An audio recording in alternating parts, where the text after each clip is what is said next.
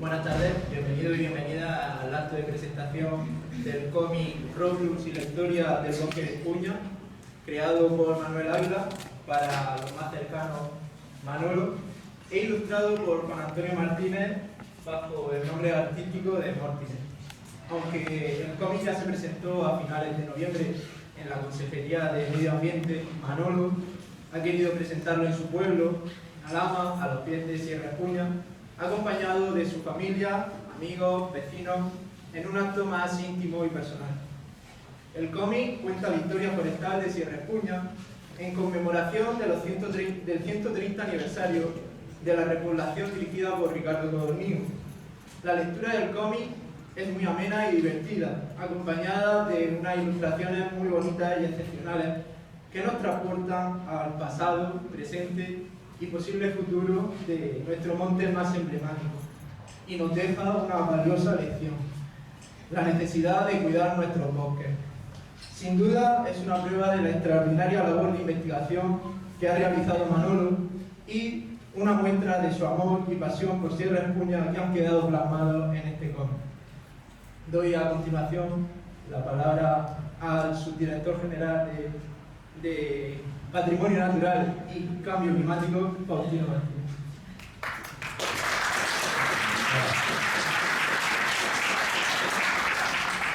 Bueno, muchas gracias, estoy encantado que me hayáis invitado, además también acompañado, y un placer presentar este cómic tan magnífico. Y ya como lector del cómic tengo que decir que es una obra exquisita, muy imaginativa, con su roble transportándonos, abrazándonos a diferentes épocas, muy atractiva, un dibujo muy atractivo, y para todos los públicos, para todas las edades, porque ese atractivo que engancha a los niños, pues hay mucha información interesante que engancha también a los mayores, junto con los atractivos en general. Y aparte la historia que cuenta está muy bien traída porque nos recuerda que Sierra Espuña no siempre fue así, que la perdimos y la recuperamos. Nos avisa que la podemos volver a perder.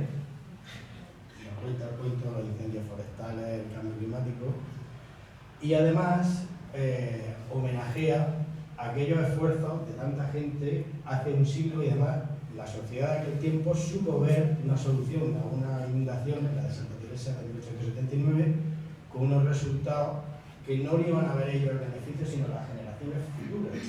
Y eso nos transporta también a cómo, en una época actual del Twitter, del mensaje corto, rápido, sencillo, era una cosa que no fue ni sencilla ni corta, con una generosidad importante, trabajando a largo plazo, nos han dejado un legado, que también es un ejemplo a seguir, porque nosotros tenemos que dejárselo a los siguientes, ¿no? Entonces yo creo que es una obra redonda. Para mí, como os decía, me parece de una delicadeza, además, como tal, todos los temas y un buen gusto, que es para disfrutarlo. Yo soy ya fan del cómic. Entonces, bueno, no me enrollo más y paso la parte que me diga. Sí, vale. Gracias. Bueno, pues muchas gracias, Faustino, por acompañarnos esta tarde aquí, y gracias sobre todo a Manolo por querer, ¿no?, hacernos partícipes de este momento tan especial, imagino que es para ti, seguro, de presentar este proyecto tan bonito. Me vas a permitir que sobre todo yo, pues un poquito sea la parte que yo, sabes tú, que vinculo más a la educación, ¿no?, este libro. Antes de leerlo yo ya tenía clarísimo, porque conozco a Manolo y sabía que iba a ser un cómic, seguro que iba a ser muy cuidado, una historia muy atractiva, muy amena, y sobre todo que iba a ser muy instructiva, porque si venía de la mano de Manolo, el aprendizaje estaba asegurado, porque él tiene una capacidad didáctica para transmitir única. Todos los que lo conocemos sabemos que conversar con Manolo es sinónimo de adquirir nuevos conocimientos, siempre. Es un pozo de sabiduría de cualquier temática, pero sobre todo de la que hoy nos ocupa.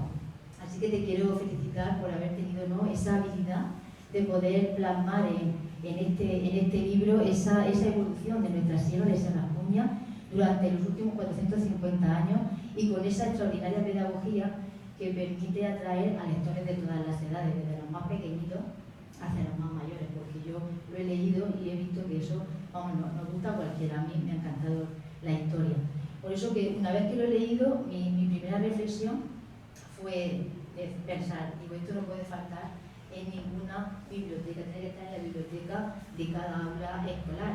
Y no solo estar el libro físicamente, sino que lo importante sería que fuese acompañado de actividades divulgativas, ¿no? Para fomentar la lectura de este libro y para que ese mensaje que lleva ahí implícito pues cale en todos ellos y se genere esa, ¿no? Esa concienciación hacia el respeto al medio natural, y también pues para que nos ayuden esas actividades a sembrar en estas generaciones, en las actuales, esa generosidad que también decía Faustino, ¿no? Que tuvieron hace más de 100 años nuestros antepasados. Así que te quiero dar la enhorabuena por este magnífico trabajo, por ser un proyecto, como digo, pero que muy interesante, y que también a la vez creo que es un homenaje muy bonito a Ricardo Codorníu y a todas esas personas que tanto trabajaron para que tengamos ahora esta magnífica sierra. O sea, para poner en valor, ¿no? Nuestro gran pulmón verde, y es un legado ambiental que creo que nos corresponde a todos cuidar y sobre todo gestionar con gran responsabilidad ante la amenaza del cambio climático. Así que muchas gracias, Manolo, y gracias también a Antonio por esos dibujos tan maravillosos que nos han permitido aún más entender esa bonita historia. Y ya os dejo a vosotros, que sois los verdaderos protagonistas que estamos deseando escuchar. Muchas gracias. Pues buenas noches, bienvenidos a todos y a todas, amigos, amigas, familia y sobre todo gente interesada por Sierra Espuña. En primer lugar, no puedo menos que agradecer tanto a Mariola, alcaldesa de Alhama, como a Faustino, subdirector general de Patrimonio Natural y Cambio Climático, las palabras que han dedicado al cómic e incluso a mi persona. Ambos me han sonrojado, la alcaldesa ya hasta cotas insospechadas, y veremos a ver si soy capaz de articular muchas palabras después de tanto agasajo. No esperaba esa playa de reconocimiento. ¿Se me oye mejor ahora? Ah, que está apagado. ¿Y ahora? Ah, vale, vale. Es que yo me oía muy bien. Pues eso que decía, que muchísimas gracias a los dos, a Mariola, la alcaldesa, y a Faustino, por sus palabras. Pero también quiero destacar, en primer lugar, que tanto Faustino, que representa aquí a la Dirección General de Medio Natural, como Andrés Muñoz, director del Parque de Espuña, que está por aquí, pues tiene mucho que ver también con que esta publicación esté en la calle. Ellos han sido motor incondicional de la publicación, y de hecho la edición ha sido financiada por la Dirección General de Medio Natural, y ello hay que destacarlo. Y de nuevo al Ayuntamiento, pues porque con Mariola a la cabeza, Antonio Espinosa como concejal de Medio Ambiente, María José López como concejala de Cultura, han puesto todos los medios necesarios para que esta noche podamos estar aquí, presentar el cómic y compartir un rato también un poco de la vivencia que ha supuesto el trabajo de desarrollarlo, tanto por mi parte como autor del guión y de los textos, como por parte de Antonio, convirtiendo el imaginario que circulaba por mi cabeza cuando diseñaba el guión, convirtiéndolo en esas maravillosas imágenes que algunas vais a ver ahora en la pantalla y que, por supuesto, tendréis en vuestras manos cuando a la salida entreguemos el cómic.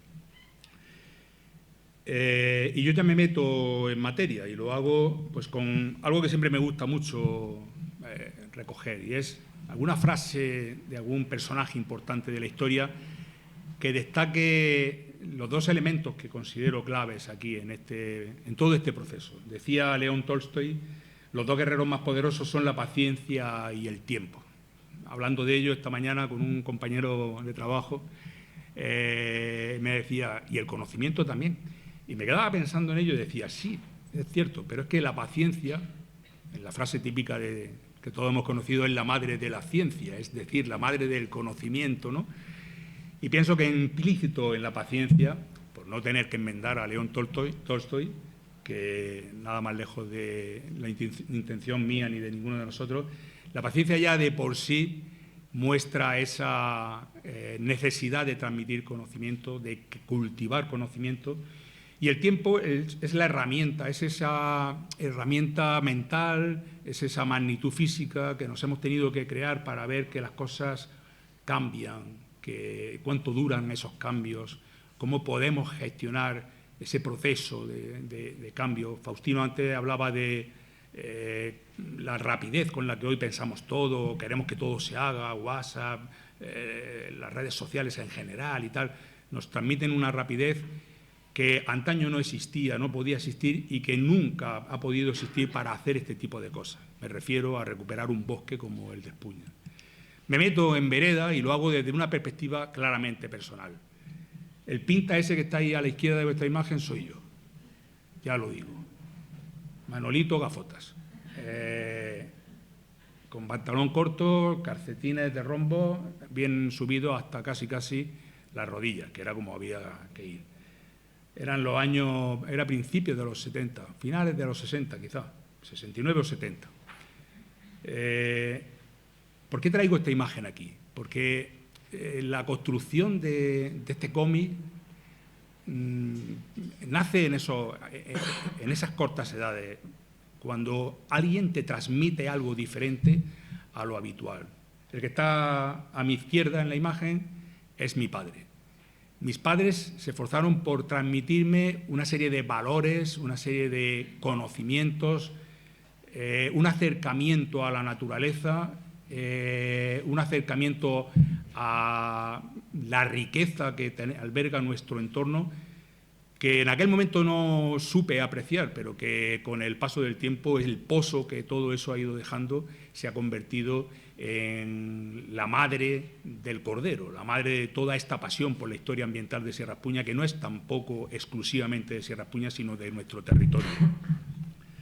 Mi padre, en plenos saladares de Guadalentín, con una sierra de Carrascoy al fondo nada alterada, salvo que tampoco tiene bosque en ese periodo, finales de los 60, principios de los 70, me está ilustrando sobre alguna cosa de lo que está sucediendo, algún proceso ecológico contado por él que se crió allí.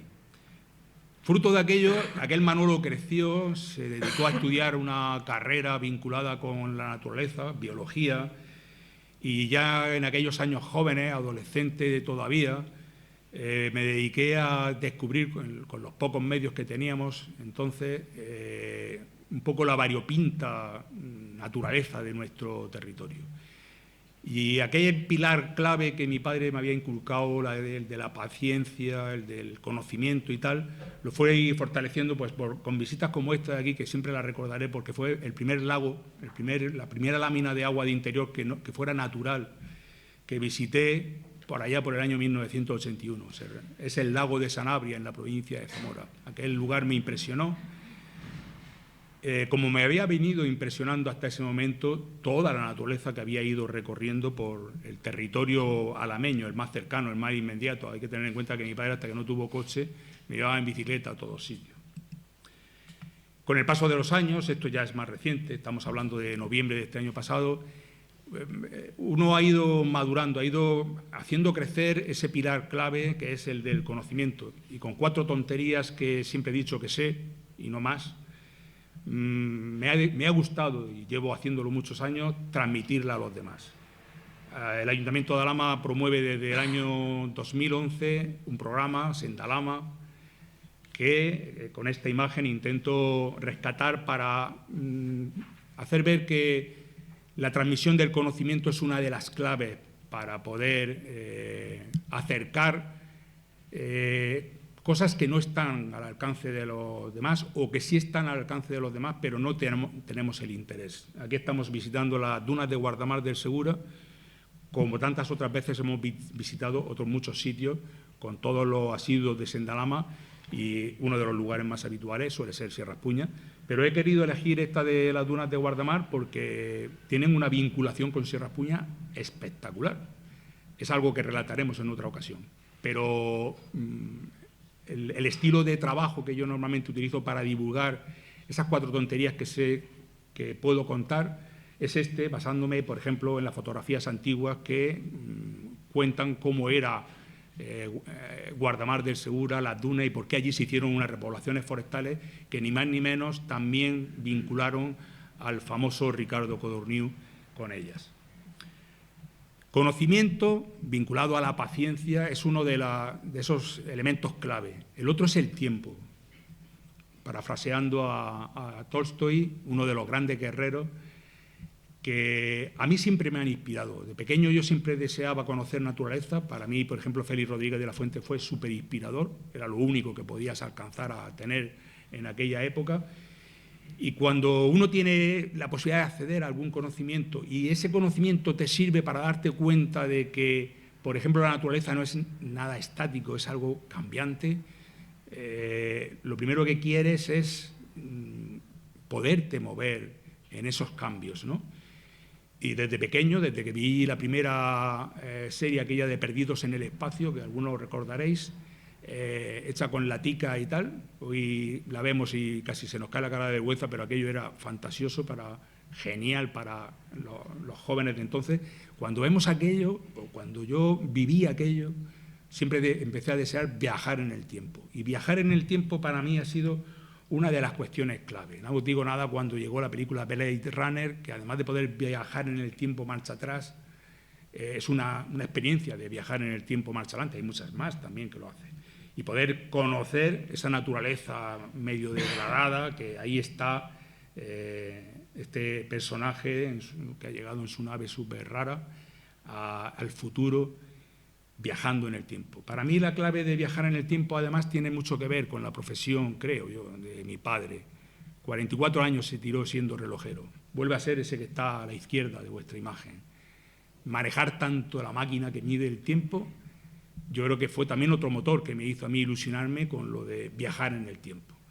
Claro, tanto darle vuelta a lo de viajar en el tiempo me sirvió para, entre otras cosas, siendo todavía crío, darme cuenta de que la naturaleza no es la foto fija esa que tú ves cuando te asomas por una ventana, cuando lees una revista o cuando viajas por un sitio. Estás divisando un paisaje cambiante, pero porque tú te estás desplazando.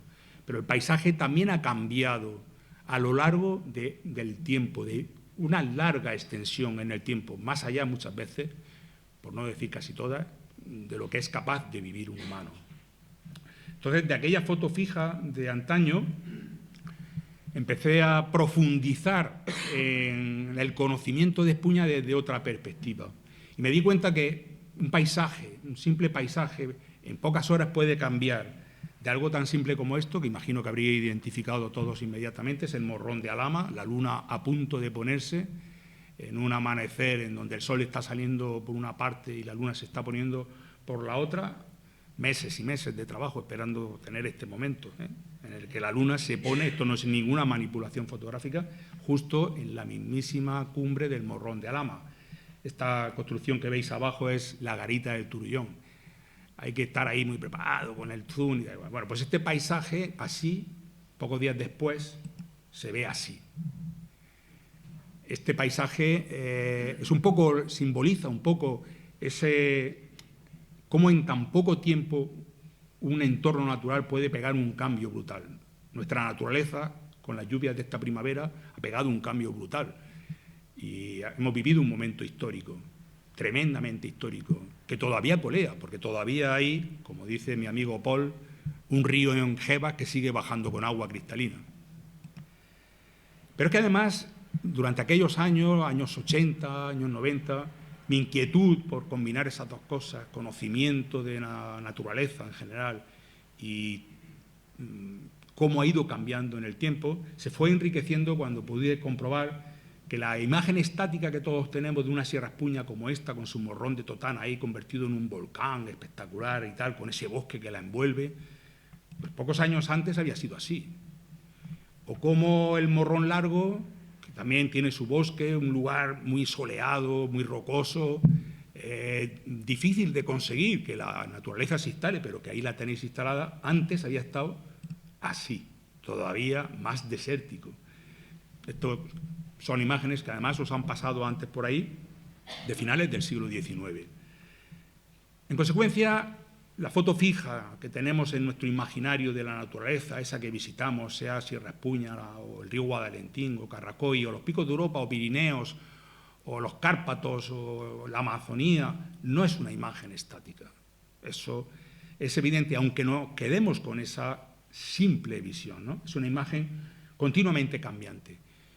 Y precisamente todos los cambios que han acumulado estos paisajes, estos entornos naturales, han tenido una pobreza, una riqueza y una pobreza para la población en general, para sus entornos y en algunos casos manifestaciones de una virulencia tremenda.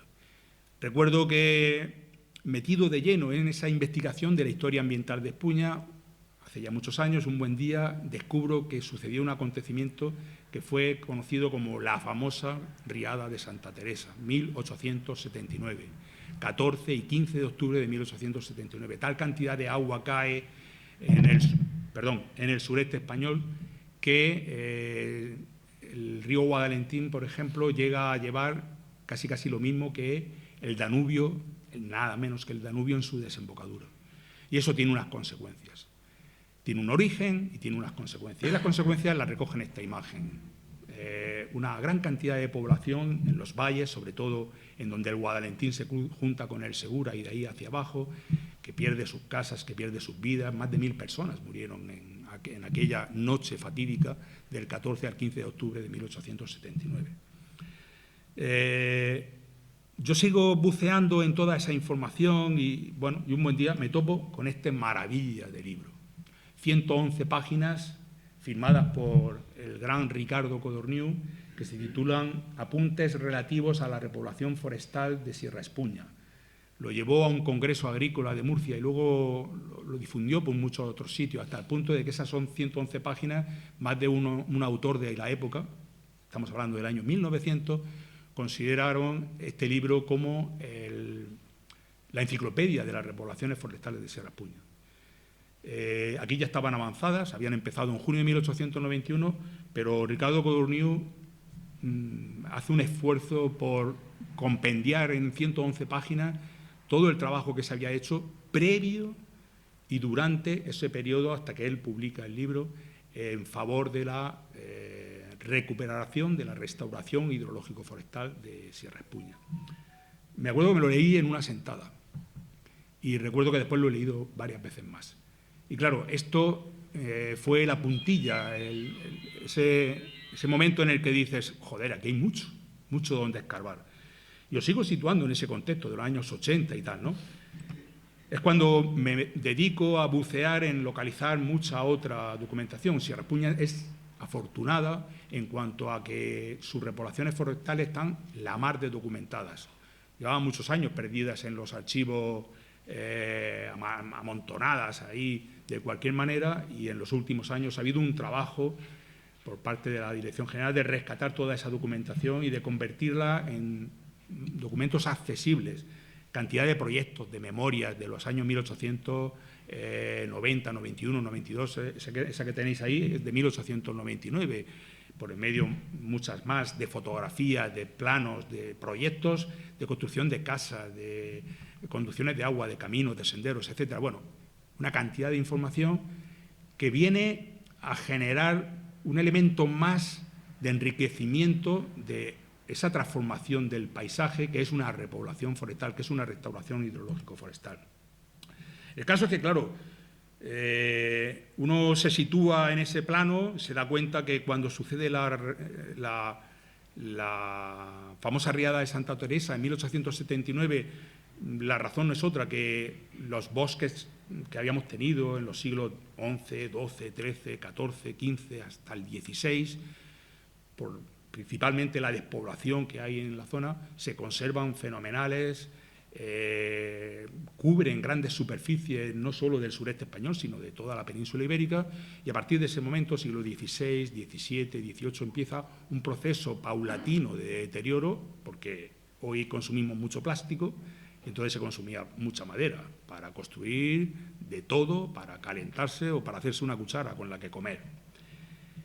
Y claro, toda esa transformación, todo ese recorrido temporal, a mí me fascina y me invita a querer volver de nuevo a viajar en el tiempo. Siempre he deseado, cuando veo imágenes como esta, que ese cono de nubes con esas antenas ahí me produzcan una abducción y me lleven a a esos momentos históricos tan fascinantes. Siempre he dicho que me hubiera gustado poder coger la máquina del tiempo, darle la manivela para atrás y estar viviendo las escenas en donde, por ejemplo, toda la gente, todos los ingenieros de montes que trabajaron aquí, no fue solo Ricardo Codoniu, José Musso, Juan Ángel de Madariaga, Eustoquio de los Reyes, hay un amplio abanico, espectro de ingenieros de montes. Lo que pasa es que Ricardo Codoniu fue un gran director de las repoblaciones y además un gran divulgador de las repoblaciones, quizás el más grande que ha tenido la historia de los bosques de la península ibérica.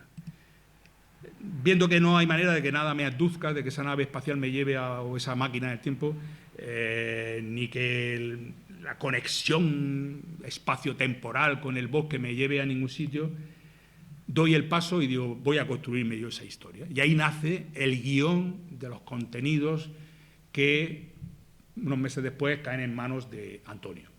Se genera poquito a poco la idea de un relato que en principio no sabía si iba a ser un cuento o un cómic. Enseguida le di forma como cómic. Pensé que era más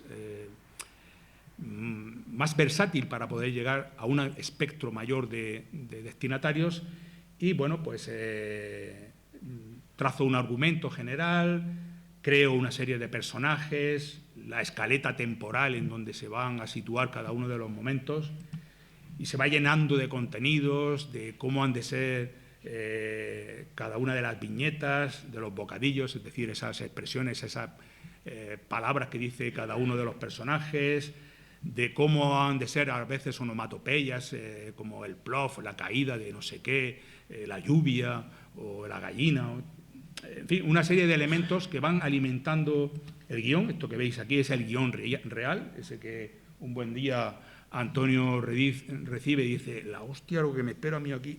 Y no sé si intentó cortarse las venas. No, hombre. No, vale. Bueno, el guión también se alimenta de imágenes y tal. Y cuando por fin llego a ese momento que pone ahí en esa esquinita amarilla, fin, y lo doy por terminado, antes de pasárselo a él, pues se lo paso a esa playa de amigos, de diferentes formaciones, inquietudes y tal, que quiero que lo revisen y que den su parecer y que hagan sugerencias. Y como no quiero que se me olvide ninguno de ellos, en la parte final del cómic, en los agradecimientos, los menciono, y aunque no me he traído la gafa, voy a intentar decir que mis agradecimientos a la elaboración del cómic son a Javier Ramírez, que está aquí, a Paco Martínez, que me dijo que vendría pero no lo he visto, sí está, a Begoña Díaz, que lamentablemente me dijo que no podía venir, a Rocío Alcántara, que no sé si ha venido al final, no está, bueno. A Filo Provencio, estoy pasando lista, sí, a Filo Provencio y a Lázaro Jiménez, que sí está porque lo he visto allí arriba, aunque todavía no he tenido la oportunidad de saludarlo. Bueno, ellos fueron grandes lectores del primer guión, grandes aportadores de ideas y, por supuesto, si algo positivo salió de ahí fue gracias a ellos, y todo lo negativo que cuando leáis el cómic podáis encontrar es solo responsabilidad mía. Pero creo que después de un pequeño tiempo que lleva circulando, hasta ahora solamente ha habido valoraciones positivas. Pues esa pléyade de amigos que entra aquí a jugar, porque son gente que además sale al monte y abraza árboles, como veis ahí en esa imagen, que recorre el monte sin más ambición que entrar en contacto con él, que conocerlo, que disfrutarlo, que sabe compartirlo con los demás, convirtiéndose en sucesores de quienes le guiaron en su momento, y lo mismo que alguien les contó, pues lo cuentan. Pues toda esa gente ha ido paulatinamente sirviendo para incorporar al cómic una serie de ideas y darle forma definitiva. Hasta que con el guión ya ese definitivo, pues un día buscando un ilustrador, contactamos con varios de ellos y con diferencia nos encantó el estilo de trabajo de Juan Antonio Martínez Sarrión. Antonio, él quiere que le llame Antonio a secas y punto. Y Antonio, pues como buen ilustrador, lo primero que quería era entrar en contacto con el terreno. Y acompañado de su compañera, María, que también está hoy aquí, vinieron y durante una jornada recorrimos Espuña. Recorrimos principalmente los escenarios que luego había que plasmar en el cómic. Le presentamos a Roblus, porque Roblus existe de verdad. La inspiración del cómic, de esa historia que se titula Roblus y la historia del bosque de Espuña, nació de una excursión realizada con mi familia, por un determinado recorrido tal, que pasó por aquí, por Roblus. Este que veis aquí, no sé si se ve en la pantalla, en la flechita, pues este es Roblus, toma, cuando se aproxima el otoño, esas tonalidades otoñales típicas de los robles quejigos, que además tiene un entorno fabuloso. Esto está muy cerca de la casa del barranco de en medio, en el sendero que lleva hacia la Carrasca, y detrás tiene una pared de piedra seca, una pared que soporta un camino construido en aquella época de las repoblaciones, que es un espectáculo.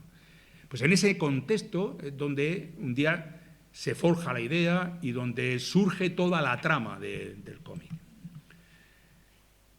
Genero un pool de documentación, un paquete de fotografías, de algunos gráficos y tal, que aquí en un pequeño captura de pantalla le hago llegar a Antonio, y él, con la habilidad que caracteriza a su lápiz, su goma y sus gafas, las tenéis los tres elementos ahí en la imagen, traza da unos pequeños brochazos sobre el papel y construye para mí uno de los momentos más espectaculares, ¿no? Porque la cosa que más me preocupaba, la situación que más me preocupaba era cómo hacer posible que la gente pueda viajar en el tiempo con el cómic. Y él lo construyó. Mirar estos trazos ahí con su goma raída. Goma Milán, pero ya raída, sí, ya trabajada. Pues esto es esto mismo. Es una de las escenas del cómic. Ese viaje en el tiempo aquí, desde 1885, un salto que da hacia 1897. Pues ha creado 3 o 4 estilos para generar el viaje en el tiempo en el cómic que a mí me han fascinado. He de decir que quizá haya sido una de las consecuciones más importantes que ha conseguido plasmar Antonio en el cómic. Su primera viñeta es esta. Aquí empieza. Tal día como hoy, una familia pasea por un bosque. Me fascinó cuando la vi. Me dije, joder, es que es un bosque infinito, aunque es finito sobre el papel, pero te transmite una sensación de no acabar nunca, ¿no? De estar ahí, además inmerso en él.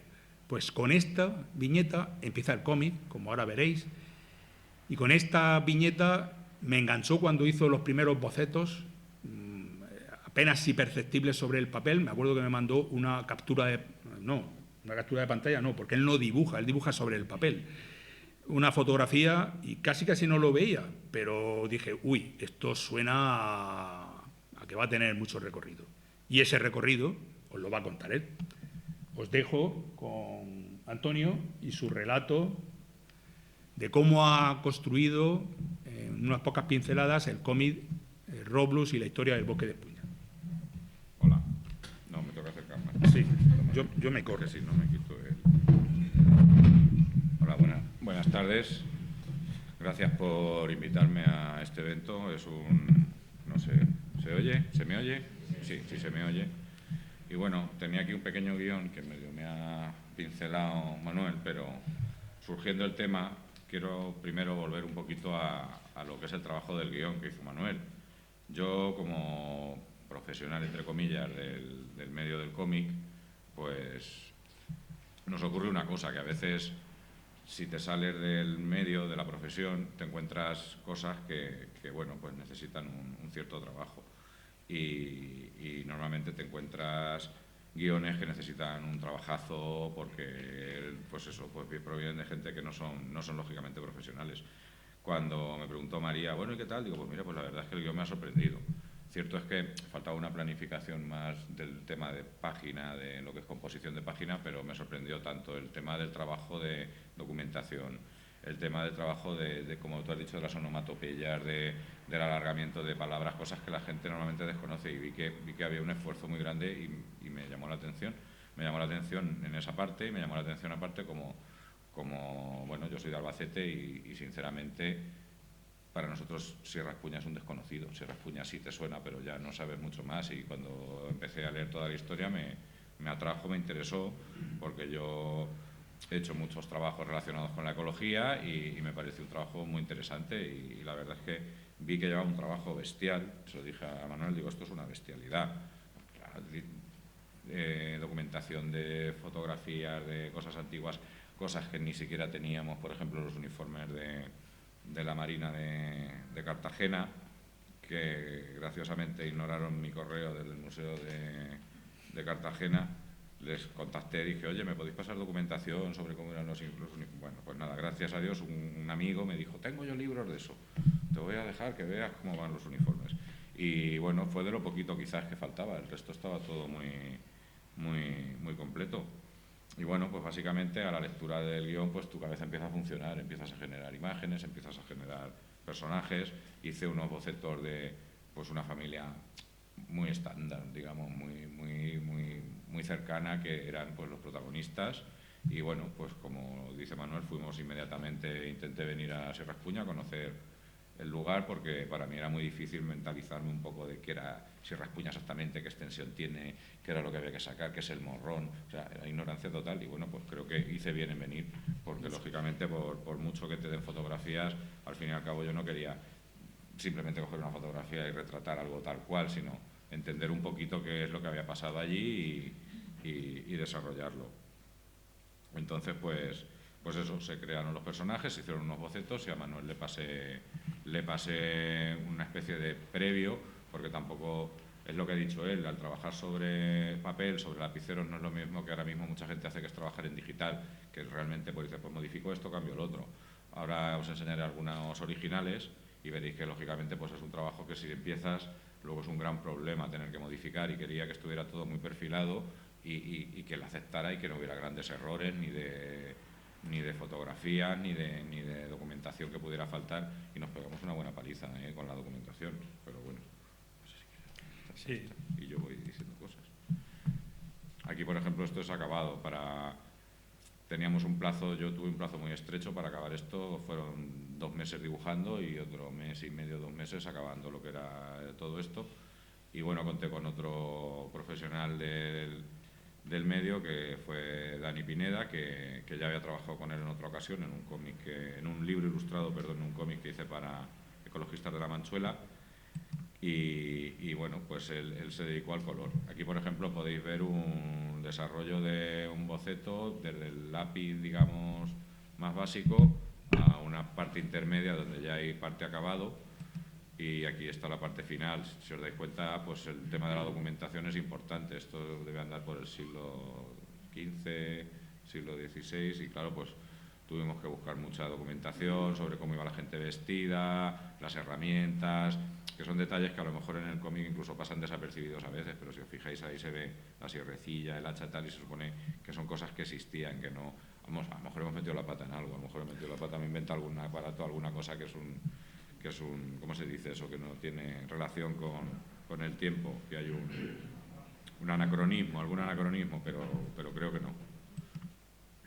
Lo de los viajes en el tiempo que dice Manuel, era una parte muy dura de la planificación del cómic, porque el resto está muy claro. Si salen unos leñadores hablando con una niña en un bosque, pues eso se dibuja. Pero dices, ¿cómo darle a la imagen esa del viaje del tiempo la forma? Y pensé en eso, en arrancar a Roblur de la tierra con sus raíces y mandarlo en un viaje. Entonces diseñé una especie de secuencias donde el árbol iba y venía por el tiempo, moviéndose, con los niños agarrados a él hasta que aparecían en un sitio, en otro, iba cambiando de grosor. Y claro, tampoco quería que continuamente fuera la misma imagen, y otra vez, y otra vez, y otra vez, que podría haber sido lo más fácil. Cojo, digo, un dibujo, copio y pego.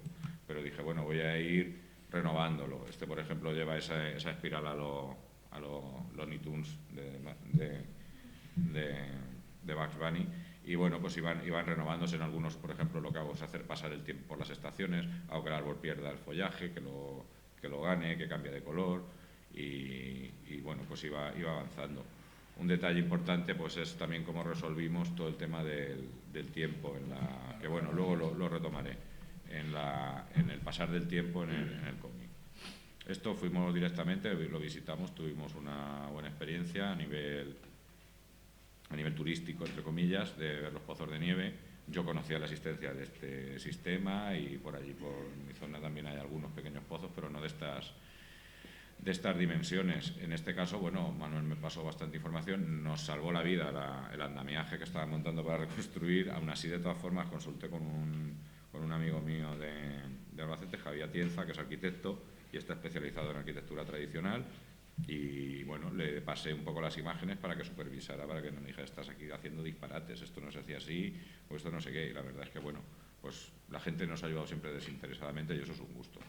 Y esta parte pues es muy agradecida. Yo guardo un buen recuerdo y creo que visualmente ha quedado bastante bien explicado y detallado el tema de la construcción de los pozos y el tema del uso de los pozos.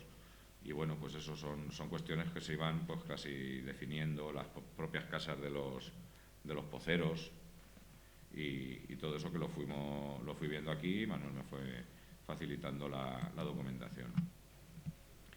El personaje de Codorniu, que aquí aparece, quizás es un poco el más, entre comillas, delicado, porque es un personaje histórico real, que sí que había que retratar con una cierta realismo, un cierto parentesco, pero como en realidad el señor parece un poco Papá Noel, un señor con la barba blanca, así profunda, y con las gafitas, pues realmente no era muy complicado dibujarlo a Codorniu.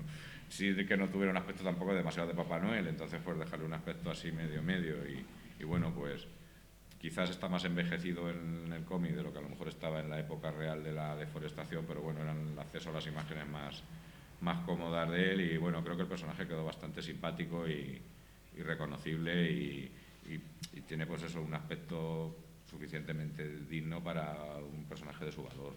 Creo que está bien resuelto la situación. Todas estas imágenes aquí que se ven, que mucha gente cuando coge el cómic va leyéndoselo, fijaros en los dibujos.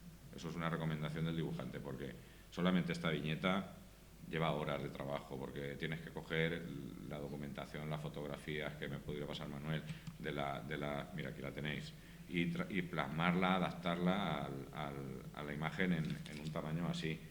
Entonces, pues llevan mucho trabajo y a veces sí es cierto que parece que en el cómic puede incluso perderse un poco en el detalle de tantas cosas tan pequeñitas, pero bueno, también es verdad que es importante intentar que refleje un poco la esencia de las imágenes. Aquí el pegotillo que puse fue un poco el camino por el que ellos andan, que como indicaba Manuel, pues es el camino que además por el que caminamos nosotros cuando vinimos a visitar Sierra Espuña con sus mojoncillos de piedra y tal, y vamos, he intentado hacerlo lo mejor que he podido, simplemente.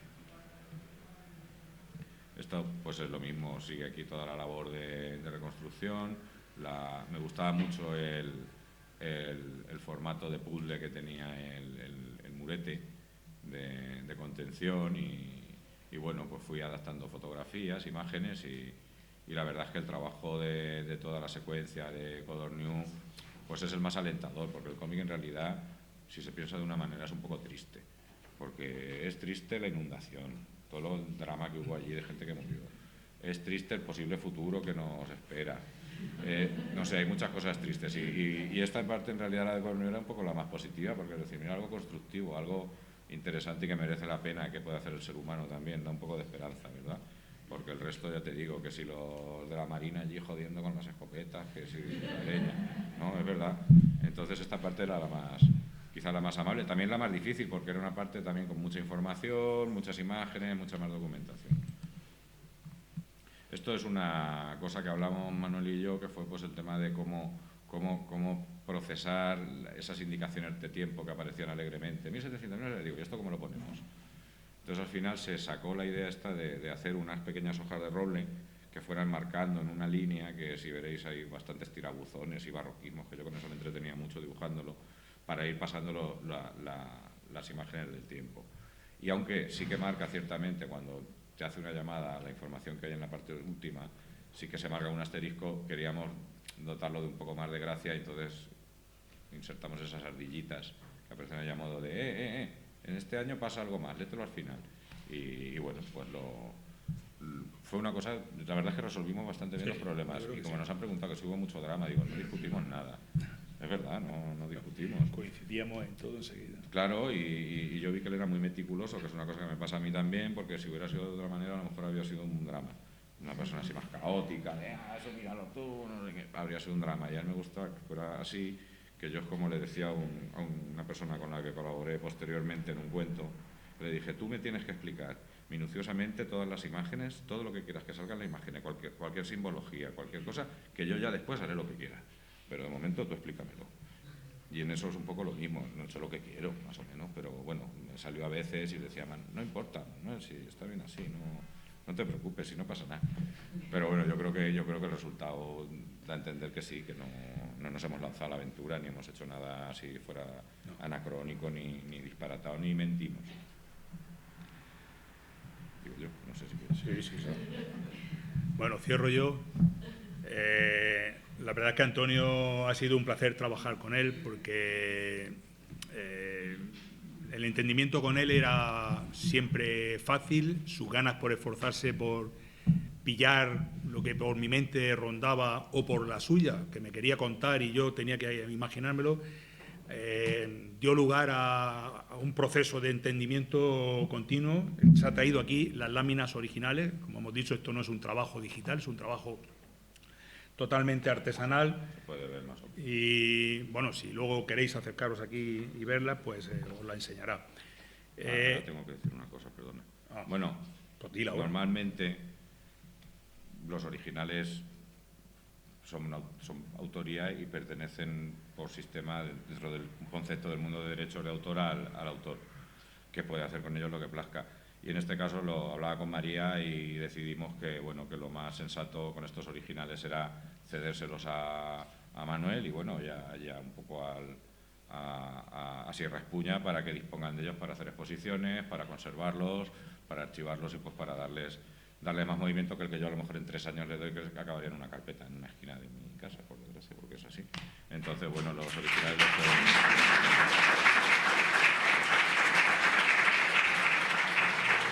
Esa es. Y por eso he traído la carpeta, porque se los voy a dar a mano, ya se los llevo. Esa es la razón por la que ha traído la carpeta. Bueno, ¿querías apuntar algo más? ¿Entonces, ya está? Vale. Pues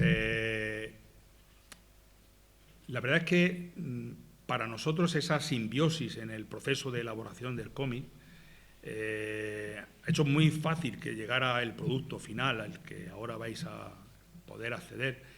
Ha hecho muy fácil que llegara por ese entendimiento que él ha destacado, ¿no? Un fabuloso entendimiento entre las dos partes, la que se imagina las cosas y la que la tiene que traducir a un lenguaje de imágenes, ¿no? Yo además tenía unas grandes preocupaciones cuando empecé a concebir el guión. Os decía antes que es un viaje en el tiempo. El viaje en el tiempo, tener en cuenta que comienza cuando 2 niños se acercan a un árbol, que luego se identifica él personalmente como Roblus, y lo abrazan para ver lo grande que es, porque dicen que es más gordo que su abuelo. Y para comprobar si es más gordo que su abuelo, a quien también habían abrazado y tal y igual, pues van y lo abrazan. Y en ese momento, ¡plaf!, se produce un salto en el tiempo, ¿no? Ahí empieza toda la trama. Y yo decía, madre mía, pobre dibujante cuando tenga que convertir esto en una realidad. Si yo fuera el dibujante, habría mandado esto a freír para... Pero no, lo consiguió. Y construyó todo un recorrido con un montón de personajes, algunos conocidos como Codorniu, otros totalmente anónimos, sin nombre y tal. Hay en los Pozos de la Nieve una mujer que recibe a los niños en ese viaje en el tiempo y que les cuenta cómo es su vida allí. Pues todo ese recorrido es un recorrido familiar, en donde papá, mamá y los hijos a izquierda y derecha descubren una serie de cosas de la historia del bosque de Espuña metidos dentro de Espuña y viviéndola de diferentes maneras, según las edades y según las inquietudes de cada uno y, por supuesto, la sorpresa que da el abrazar a Roblus. Bien, al final de todo este trabajo, yo creo que Antonio y yo, pero también todo el equipo que ha habido aquí detrás, porque esto no es una cosa de uno solo, tener en cuenta, lo vais a ver ahora después, aquí está el Parque Regional de Sierra Espuña, con la Dirección General detrás, está Europar, que ha contribuido también a la financiación, está el Territorio Sierra Espuña, están una serie de empresas, Activeco y Ecoespuña, un club de turismo, Soy Ecoturista, pues todo, y por supuesto la Unión Europea, que también ha contribuido económicamente a hacer posible esta publicación. Pues cuando vemos el resultado final, la acogida que ha tenido ahí en las primeras circulaciones del libro, lo que más deseamos es que esta imagen que transmite la escena final del libro, en donde la familia se ha sincronizado de nuevo, porque había perdido la sincronía en un momento del relato, se ha sincronizado de nuevo, habla de cómo hay que apostar fuerte por el futuro de un bosque como el de Espuña. Pues esa sincronía es para nosotros la clave de lo que queremos transmitiros. Si somos capaces, cuando leáis el cómic, de no solo transmitir conocimiento, sino transmitir también sentimiento, esa carga emocional, esa pasión que nosotros hemos volcado sobre el cómic, esa pasión que a mí, por ejemplo, me lleva a llevar toda esta vida, a mis 61 años, dedicado con una gran, valga la redundancia, pasión por conocer la historia ambiental de Espuña y la historia ambiental en general de mi entorno donde yo vivo. Pues esa pasión, si somos capaces de trasladárosla a vosotros con el cómic y que la sintáis, la disfrutéis, incluso la compartáis con vuestros hijos, amigos y tal, pues será para nosotros la mayor satisfacción, el mayor orgullo que este esfuerzo nos permitirá poder reconocer. En consecuencia, ya solamente queda eso, que lo tengáis ahí disponible. Antes de pasar a ese momento de tenerlo disponible, en la salida podréis recoger un ejemplar. Antonio y yo estamos aquí a vuestra disposición para lo que queráis decir, sugerencias, comentarios, preguntas, críticas, aunque esperamos que las críticas vengan después cuando veáis el cómic. Pero, en fin, si alguna pregunta queréis hacer, comentario. Se ha quedado todo súper claro. Sí. Bueno, algunos se están despertando, ¿eh? Ahí veo a uno que acaba de abrir los ojos. Allí arriba hay también una chica que se está despertando. Si es que te explicas muy bien, si es que no hay dudas. Hoy he estado torpe. Mira, alguien ha levantado una mano por allí. ¡Qué alegría! No, más atrás. Es que... Cristina. Se estaba haciendo así en el pelo. Me dice Antonio que solamente te estabas haciendo así en el pelo. Ahora, levantaos. Si yo... Es que candilan mucho aquellos focos, pero me ha parecido ver una mano. Adelante, Cristina. Pues nada, yo daros la enhorabuena porque, como sabéis, algunos de los asistentes me dedico a la educación ambiental y para mí el ver algo en un formato de cómic actualmente con una historia tan antigua me ha parecido algo muy valioso porque actualmente las artes y la educación ambiental se están relacionando cada vez más y que de ahí está el formato de cómic es que para mí fue una gozada y lo que sale en el interior del cómic me pareció también una información magnífica, por lo cual daros la enhorabuena, bueno, que ya lo he leído, como pueden ver algunos de los asistentes, y nada, que simplemente eso, que quería deciroslo porque me parece que la unión del cómic con la historia de Sierra Espuña y cómo está enfocado, le da un carácter que llega a otros públicos que la versión cómic pues la van a disfrutar y también llega a la gente que nos gusta la educación ambiental y que lo estamos disfrutando. Muchas gracias, Cristina. Muchas gracias. ¿Algo más? Sí, yo bueno, lo que quería preguntar, también daros la enhorabuena a los dos por el cómic, pero ya me surge la curiosidad de la investigación que ha hecho, ¿cuál es el dato más antiguo de un escrito que ha encontrado sobre Sierra Espuña? ¿Sobre Sierra Espuña o sobre las repoblaciones? Sobre Sierra Espuña en general. Pues la documentación más antigua que aparece así, sobre todo en los archivos municipales, no solamente de Alhama o Totana o Mula, sino también Cartagena, por ejemplo, que tiene mucha documentación sobre los pozos de la nieve y sobre algunos acontecimientos anteriores cuando estos terrenos pasaron a ser propiedad de la Marina. Pues no me sé decir ahora mismo el año exactamente, pero se mueve en torno a 1560 o por ahí. Es también el momento en el que la historia de los pozos de la nieve de Sierra Espuña, que como sabéis es uno de los complejos, es el complejo más grande que yo conozco, al menos hasta ahora me ha interesado muchísimo, he investigado mucho sobre el tema y no conozco en toda la ribera mediterránea ningún complejo de pozos de la nieve tan abundante. 28 pozos de la nieve en un pequeño cogollo de una montaña pequeña en mitad de una región pequeña.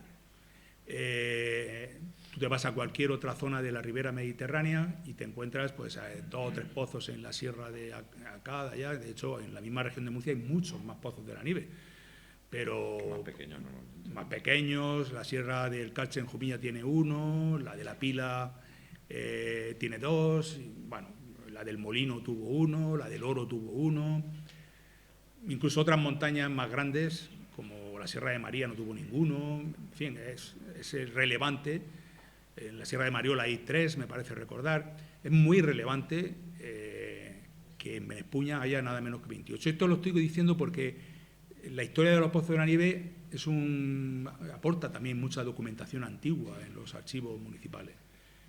Y hacia 1560 es cuando aparecen abundantes documentos sobre esa construcción de pozos de la nieve, ese abastecimiento de nieve, también, por supuesto, en ese mismo siglo XVI, aprovechamientos madereros.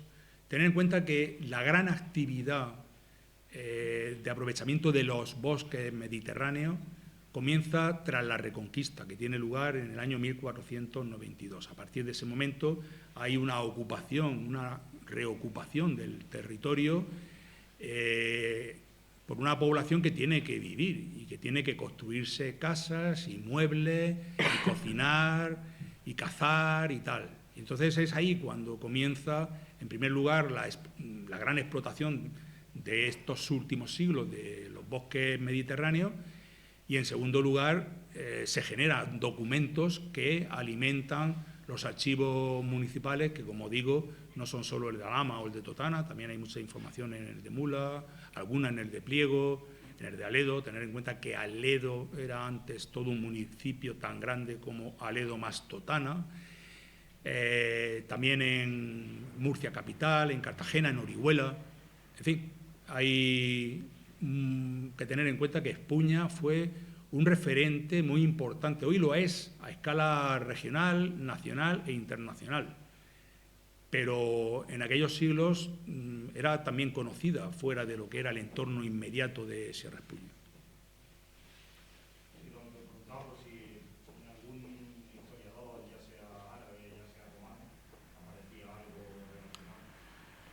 Que yo lo que he leído, por el nombre, no recuerdo dónde lo leí, alrededor de 1400, que fueron a comprar unos leñadores aragoneses, como la Reconquista, todo este sudeste ibérico fue poblado o repoblado por aragoneses catalanes, de que los primeros escritos como Espuña, que era parecido a una de las sierras que había en la zona de la Oca. Sí. Era un comentario muy vago y muy... Alfonso X, el sabio, hace referencia en el siglo XIII a Sierra Espuña, en donde cita una serie de fuentes que hay aquí en Espuña y donde dice, por ejemplo, hay una famosa frase que dice: y es rica en puerco, en jabalí, para cazar, ¿no? Para algunos lo de jabalí es una, entre comillas, modernidad, nunca ha habido esta plaga de jabalíes y tal y igual. Bueno, pues el puerco, el jabalí, en Espuña ya estaba en el siglo XIII y, por supuesto, mucho antes del siglo XIII. Quizás sea una de las referencias documentales más antiguas que habla expresamente de Sierra Espuña. Ahora mismo, no sé, por aquí veo a mi gran amigo José Antonio Sánchez Pravia, también a Paco Martínez. Ellos han buceado más en toda esa época tan atrás y a lo mejor te pueden dar el dato de algún documento. No os quiero meter en un compromiso a ninguno de los dos, pero a lo mejor te pueden dar el dato más concreto de aquel documento primigenio que habla de Sierra Espuña. ¿Os atrevéis o lo dejamos para después? Después, vale. Bueno, pues, ¿alguna cuestión más? ¿Algún comentario? Vale, pues si os parece, para que esta escena final podáis reproducirla en vuestras casas, donde consideréis oportuno, Antonio y yo nos subimos al piso de arriba, donde está la salida, y allí en la mesa tendremos los cómics y quien quiera podrá llevarse un ejemplar. ¿De acuerdo?